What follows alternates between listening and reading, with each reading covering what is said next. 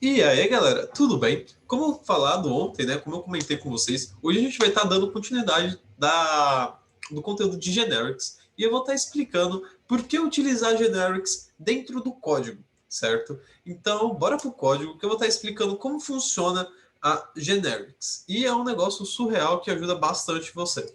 Então, bora lá. A primeira coisa que a gente tem que ter noção é que eu já criei aqui a nossa classe, certo? Então já tô com a nossa classe criada aqui, tem nada. Eu tava fazendo alguns testes antes de gravar o vídeo, só para eu ter um pouquinho mais de clareza sobre o que eu vou estar falando hoje, certo? Então bora lá. A primeira coisa quando a gente utiliza generics, a gente tem que definir um tipo para ela. Por que tem que definir um tipo, Gabriel? Porque quando a gente define um tipo, a gente fica evitando aqueles casts desnecessário, por exemplo, alterando o tipo de dado quando a gente não precisa alterar um tipo de dado. Ou, sei lá, para deixar o nosso sistema mais robusto, né? Para não dar problema no nosso sistema. E como que é essa questão de trabalhar com tipo de dado? Vamos entender o primeiro fator. O primeiro fator que a gente vai ver aqui é uma lista sem, sem generics, certo? Uma lista aqui que é aquela lista tipo blá, uma lista solta, certo? Então eu posso colocar aqui uma lista de comida.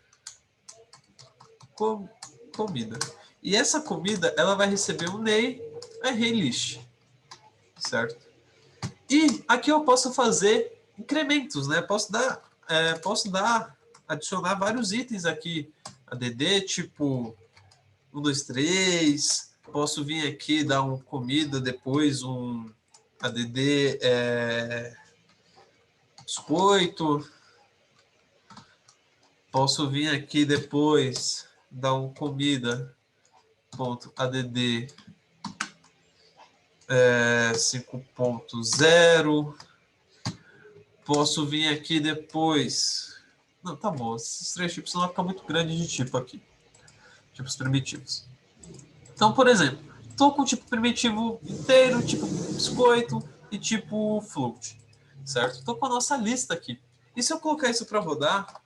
Opa! Colocar aqui comida. Certo? Se eu colocar para rodar comida, vai aparecer todos os itens que a gente colocou aqui. E, por exemplo, se a gente está trabalhando com um sistema mais robusto, com sistemas mais complexos, a gente tem que definir isso tudo separado, certo?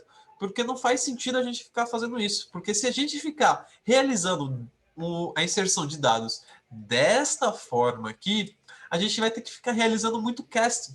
Por exemplo, imagine a gente realizar um casting de inteiro para string, fica realizando toda vez que a gente precisar alterar algum dado de inteiro para string, ou string para inteiro, ou sei lá, double para string, string para double, sei lá, e vice-versa. É um negócio chato, cara. É um negócio chato. E aqui, quando a gente roda, vai vir aqui tudo numa boa, tudo bonitinho. Mas a partir do momento que a gente começa a utilizar as generics, que a gente imputa um tipo de dado específico para ela, que, por exemplo, no caso aqui, eu vou estar definindo um tipo de dado do tipo string, certo? A gente não tem mais esse problema. Então, a gente poderia muito bem criar uma lista, certo? Contendo comida, certo? Então, a comida é o biscoito. E depois criar uma outra lista do tipo int, né? No caso, integer, porque a gente realiza encapsulamento integer, caloria. Eu nem sei se caloria é inteiro ou quebrado, mas enfim. Whatever. Dei a relist. Aqui eu tenho que passar o tipo também. Na verdade, não necessariamente eu posso pagar isso daqui e posso dar um caloria tipo ADD 300 e poucas calorias, certo? Então, aqui eu defini o nosso tipo específico, e é um negócio muito genérico também. Por que se torna genérico, Gabriel? Porque quando a gente começa a aplicar essa parada com programação orientada a objeto, a gente consegue fazer ela se tornar genérica. E como eu falo assim, genérica? A questão de utilizar o polimorfismo. Quando a gente utiliza um polimorfismo, a gente pode utilizar esse único método para realizar várias outras coisas. Por exemplo, vamos pensar assim. A gente tem a classe mãe, a super comida, certo? E dentro da comida, a gente tem os métodos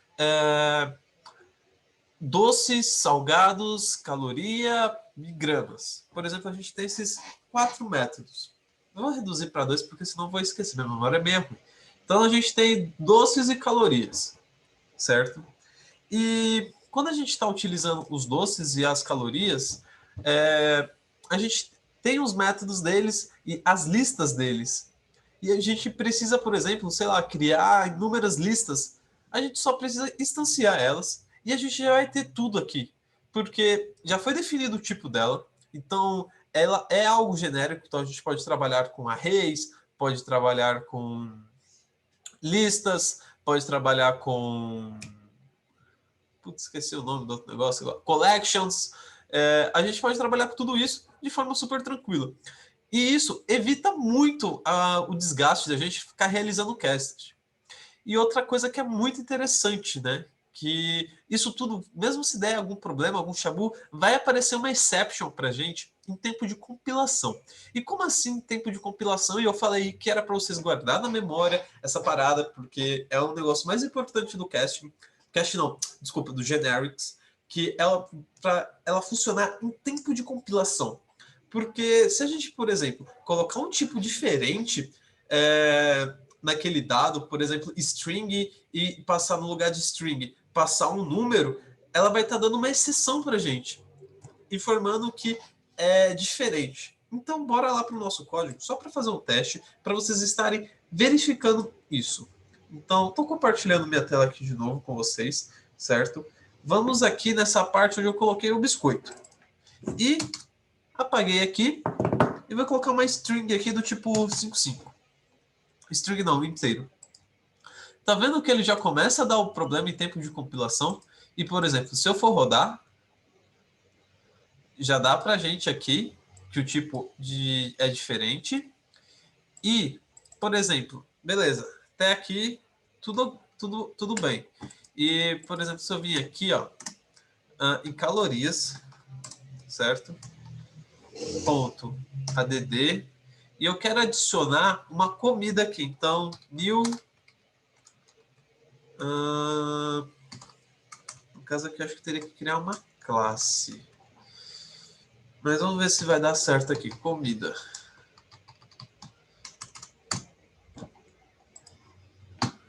Vai dar o mesmo problema pra gente de tipo de compilação.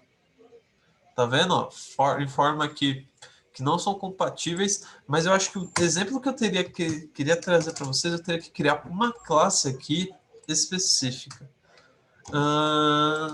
Mas eu faço para vocês em outro momento, em outro projeto, porque senão vai demorar muito mais tempo do que eu pretendo aqui para explicar, certo? Então a Generics funciona dessa forma. A gente define um tipo, com esse tipo a gente trabalha, a gente evita de dar problema, a gente... Nossa, quanto agente eu tô falando, né? Tenho que remover um pouco esses agentes da minha fala.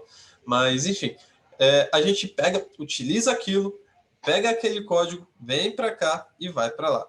Sacou?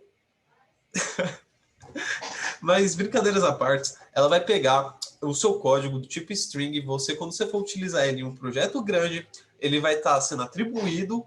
Então, nós está com uma lista do tipo string, a gente vai pegar o tipo do pão e vai ter que passar o dado do tipo string. Se a gente passar um dado do tipo inteiro, ou do tipo double, ou do tipo float, ou do tipo char, ou do tipo long, pode acabar dando a exceções, que é o que dá o chabu.